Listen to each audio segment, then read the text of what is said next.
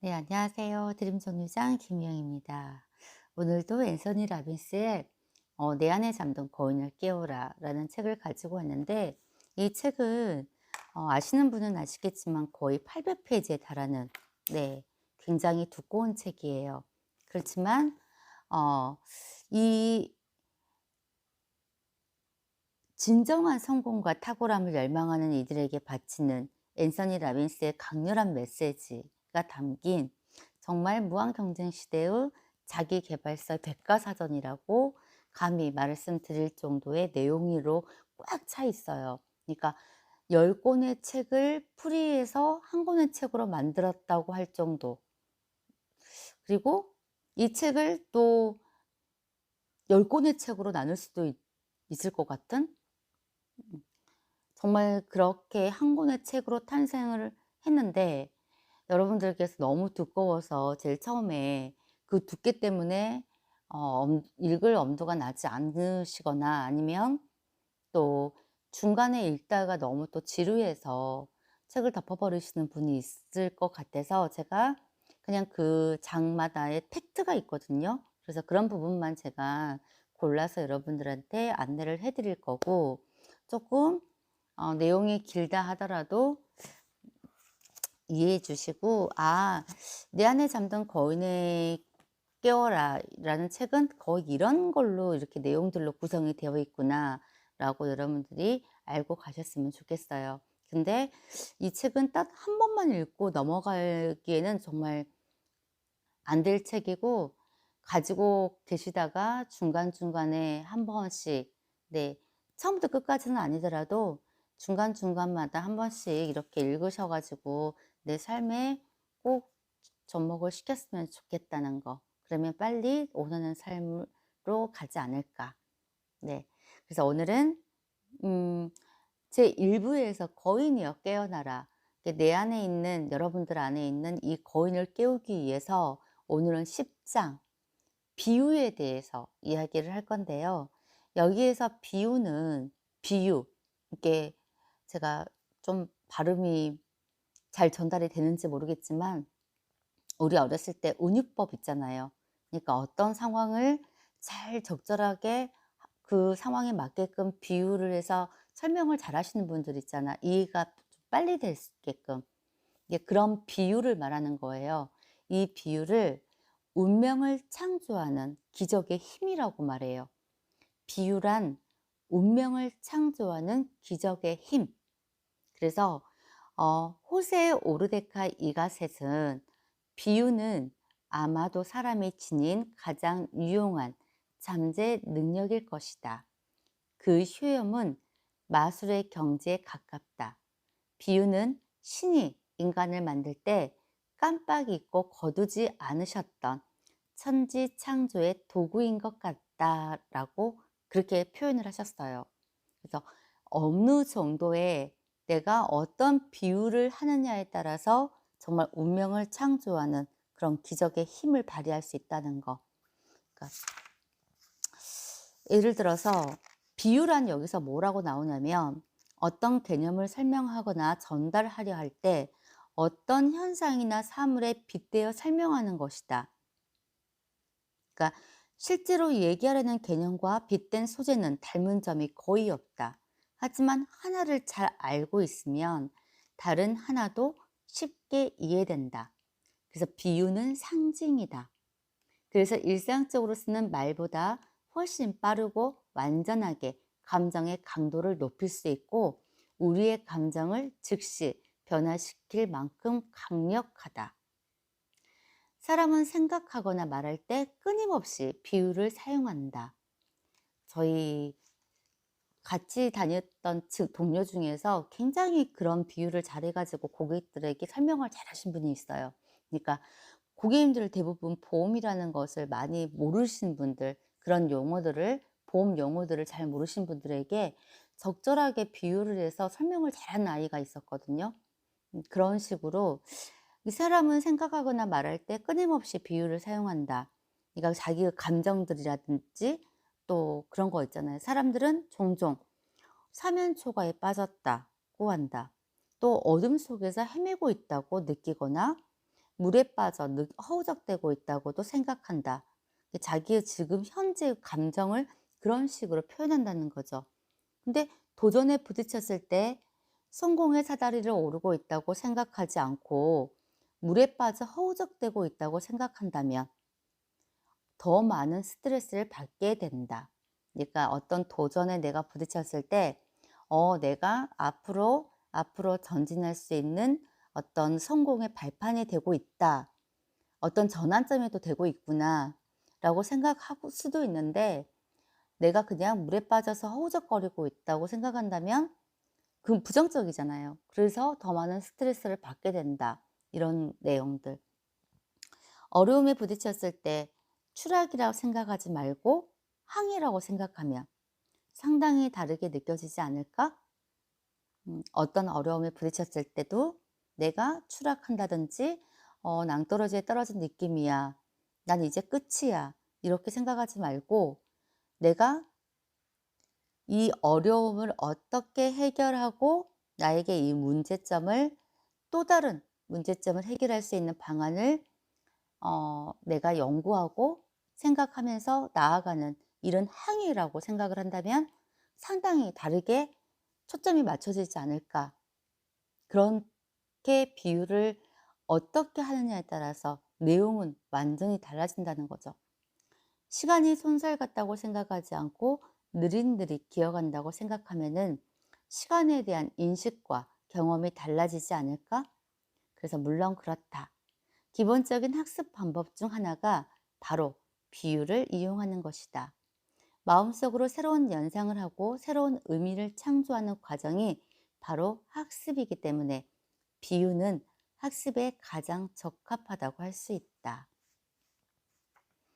그러니까 우리가 전기에 대해서는 거의 모르잖아요, 일반인들은. 근데 전기에 관해서 전문 지식을 갖고 있는 사람이 전혀 모르는 사람에게 전기의 용어, 이게 옴이라든지 암페어, 와트, 저항이라는 용어를 사용하면서 우리들에게 자꾸 전기에 대해 설명하려고 하는데 그렇게 설명하면 잘 모르는 경우가 받아들인 사람이 모르는 경우가 많잖아요. 근데 이거를 쉽게 이렇게 설명을 한대요. 파이프 그림을 하나 그린 다음에 파이프 속을 흐르는 물을 본 적이 있습니까? 하고 물어보면은 대강 어느 정도의 상상을 하죠, 상대방이. 그러면은 그렇다고 대답을 할 것이고 그 다음에 이렇게 말한대요. 파이프 속을 흐르는 물의 양을 조절할 수 있는 조그만 차단 장치가 있다고 생각해 봅시다. 바로 이 차단 장치가 전기에서는 저항을 의미합니다. 그러면 금방 저항이 무엇인지 이해가 되죠. 어떻게 그럴 수 있을까 하고 이해하고 있는 사물에 빗대어서 비슷한 방식으로 설명했기 때문에. 네. 그래서 예수도 많은 사람들에게 기독교인으로 모집하겠다고 말하지 않았대요. 다만 어떻게 비유를 했냐면 어부들에게 사람을 낚는 어부가 되라고 말했을 뿐이래요. 사람을 낚는 어부가 되라. 그 말은 무슨 말이에요?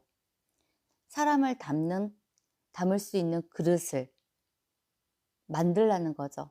그러니까 어, 대부분 그렇잖아요.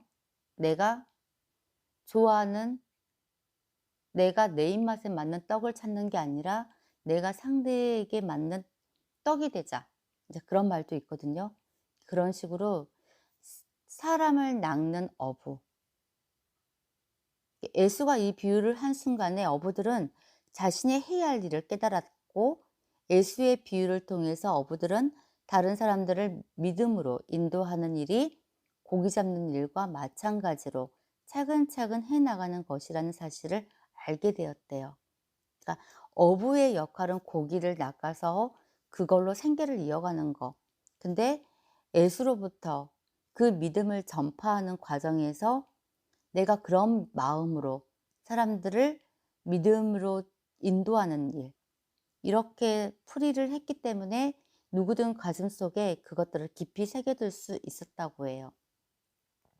그래서 비유가 어떻게 설명하느냐에 따라서 내 삶도 지금 여러분들께서 하실 수 있는 일이 뭐냐면 지금 현재의 내 삶, 이 삶을 어떻게 표현하느냐에 따라서 음 저는 그때 당시에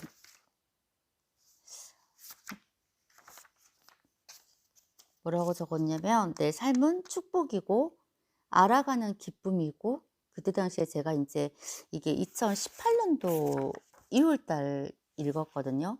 예, 그러면서 그때는 굉장히 이 모르는 것을 알아가는 것 자체에 너무 재밌어 있어서 내 삶은 축복이고 알아가는 기쁨이고 또 열망이고 또 너무 신선하고 도전이고 성공이고 희망이고 용화이고 상상력이고 웃음이고 열정, 열망이고 기쁨이고 또 역동력 있는 하루이고 인정이고 부유함이고 또 누릴 수 있고 베품이고 또 수다. 네. 그리고 또 눈물이고 그림이다. 그리고 경험이다. 이렇게 표현을 했어요. 제가 책에 이렇게 적어 놨어요. 음. 새삼 또 그렇게 그런 시절이 또 있었다는 게 웃기기도 하고 대부분 또 삶의 의미가 무엇냐고 물으면은 삶을 뭐라고 빗대 표현할 수 있냐고 물으면 뭐 어떤 사람들은 "전투와 같다." 또 "삶은 전쟁이다." 이렇게 대답할 수도 있겠죠. 근데 모든 규칙과 생각, 전제관념은 자신이 택한 비유와 함께 가는 것이다. 삶의 전쟁이라고 믿게 되면 삶에 대한 전제관념은 어떤 성격을 지닐까? 아마 이런 대답이 나올 것이다. 삶은 고된 것일 뿐 결국엔 죽음으로 결말을 맺는다. 또는 이런 대답도 나올 수 있다. 삶은 잔인한 동족 상잔이다. 삶 자체가 전투와 같아서 아마 나는 계속 상처 입게 될 것이다. 이런 생각은 사람, 가능성, 일, 노력, 삶, 그 자체에 대한 무의식적인 신념의 걸림돌이 된다. 이러한 비유는 어떻게 생각하고 어떻게 느끼고 어떻게 해야 할지 결정하는데 굉장히 큰 영향을 미치게 된대요. 그래서 다시 말해서 잘못된 비유로 말미암아 행동이 결정되고 더 나아가 운명이 정해진다는 뜻이라고 합니다. 여러분도 닥치는 대로 한번 써보세요. 여기에는 뭐 삶을 또 춤이라고 또 생각하면 어떻게 될까? 톡톡 튀는 것이 되지 않을까? 삶이란 아름답고 또 다른 이들과 함께 누리며 우아함과 리듬, 기쁨이 어우러진 그 무엇이 된다. 이러한 비유 가운데 어느 것이 삶을 표현하는데 가장 적절할까라고 했어요. 그래서 이러한 모든 비유는 우리에게 변화가 필요하다는 것을 알려주기 때문에 나름대로 어떠한 유용성을 지니고 있다고 해요. 그리고 또 어떤 사람은 삶은 게임이다. 이런 식으로 할 수 있고, 음, 비유 하나를 바꾸기만 해도 정말 내 삶 전체를 바라보는 방식을 즉시 변형시킬 수 있다는 점을 유념하라고 합니다. 그래서 여러분들께서 반드시 알아둬야 될 거는 우리가 사용하는 그 어떤 비유가 행동을 결정한다는 사실을 꼭 명심해야 된다고 해요. 우리가 사용하는 비유가 행동을 결정한다는 사실 또한 꼭 명심해야 된다고 합니다. 그래서 여러분들한테 맞는 보편적인 어, 비유를 하나 해보라는 거예요. 그리고 비유는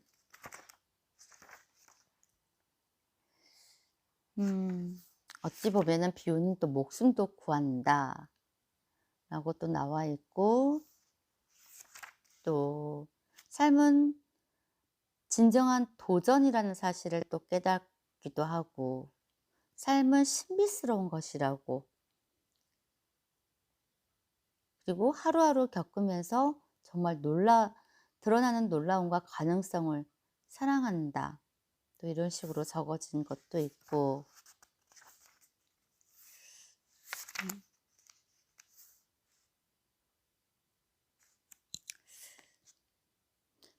부부관계를 표현할 때 사용하는 비유를 통해서 부부관계에서 느끼는 방식이나 상호관계가 변화하리라고 생각하는가?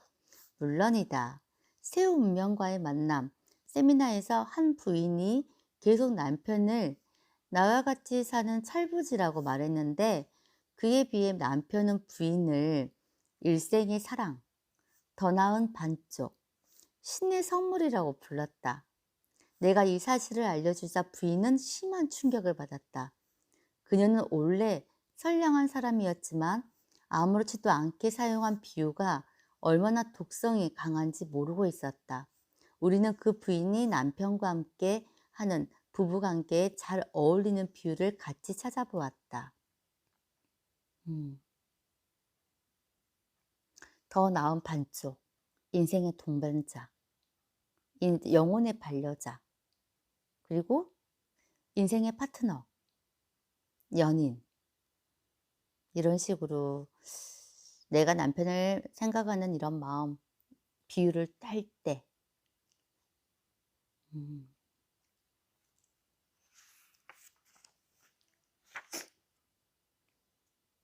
또 어떤 거는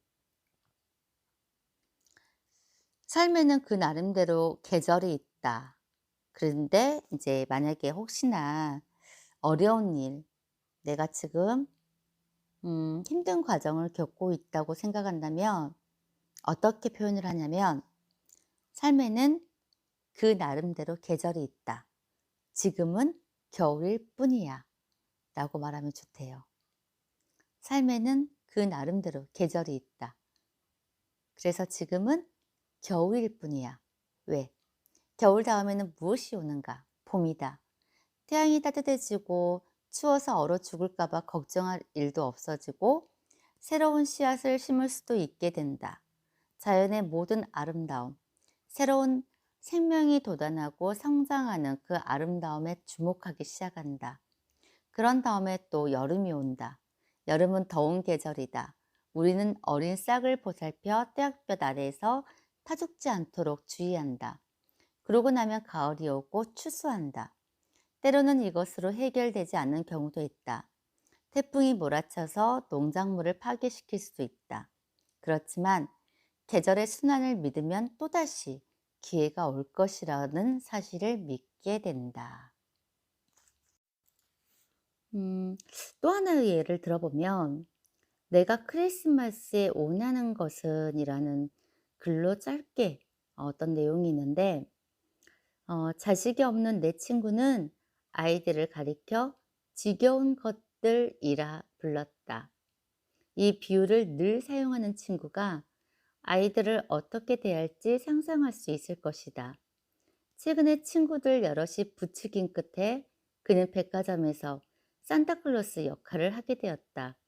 그는 자신에게 와서 무릎에 앉혀달라고 조르는 수백 명의 지겨운 것들을 대하게 되었다. 짐작하겠지만 이 일로 인해 아이들에 대한 그 친구의 견해가 완전히 달라졌다. 그리고는 즐겨 사용하던 비유마저 완전히 바꿨다. 지금 그는 아이들을 껴안기 대장이라 부른다. 정말 그가 느끼는 방식이 변했다고 생각하는가? 믿어도 좋다. 아이들을 귀찮은 녀석들이라 부르면 아이들을 잘 돌보거나 보살피고 싶다는 생각이 들지 않는다. 명심할 것은 우리가 아이들을 보살필 때 도움이 될 만한 적절한 비유를 사용하면 아이들도 우리말에 귀 기울이고 따를 것이다. 네. 그래서 어떻게 표현하고 어떻게 비유하느냐에 따라서 삶이 무엇인가, 그리고 자신이 갖고 있는 비유를 한번 적어보세요. 삶은 뭐뭐와 같다고 써보라. 우리는 이미 삶에 대한 여러 개의 비유를 갖고 있다. 생각나는 비유를 모두 다 적어보자.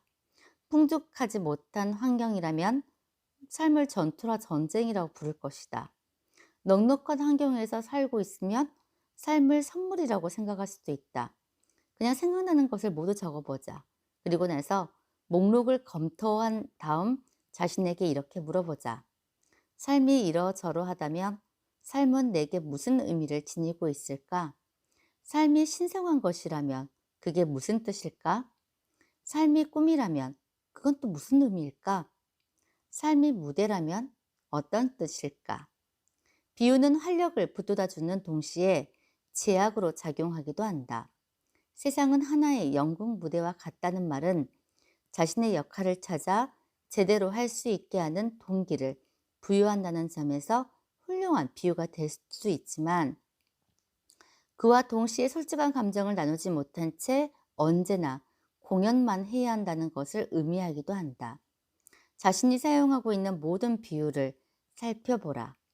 장점은 무엇이고 단점은 무엇인가?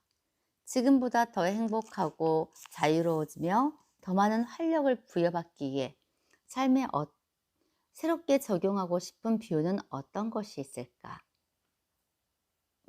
그리고 두 번째는 자신의 인간관계와 결혼에 관련된 모든 비유 목록을 작성해 보라. 그 비유들은 활력을 불러일으키는가?